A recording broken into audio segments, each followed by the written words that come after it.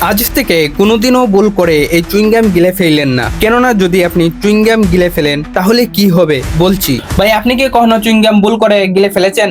দেখেন, chewing gum sweetener, flavouring agent, synthetic gum দ্বারা তৈরি হয়। এখন আমাদের পেট সুইটনার আর ফ্লেভারিং এজেন্টকে হজম করে ফেলে, বাট এই সিনথেটিক গাম কখনো হজম হয় না। এর মানে কি চুইংগাম আমাদের পেটে লেগে থাকে? না, এরকম নয়। চুইংগাম আমাদের পেটে লেগে থাকে না, কিন্তু একত্রিত হয়ে ব্লকেজ তৈরি করতে পারে। এটা তখনই হবে যখন একসাথে অনেক চুইংগাম গিলে ফেলবেন আপনি। একটা চুইংগাম যদি ভুল করে গিলে ফেলেন তাহলে টেনশন করার দরকার নেই। এই চুইংগাম নিজ দায়িত্বে বাহিরে বের হয়ে আসবে। শুধু লক্ষ্য রাখবেন বের হওয়ার সময় যাতে ফুটকা না ফুলে।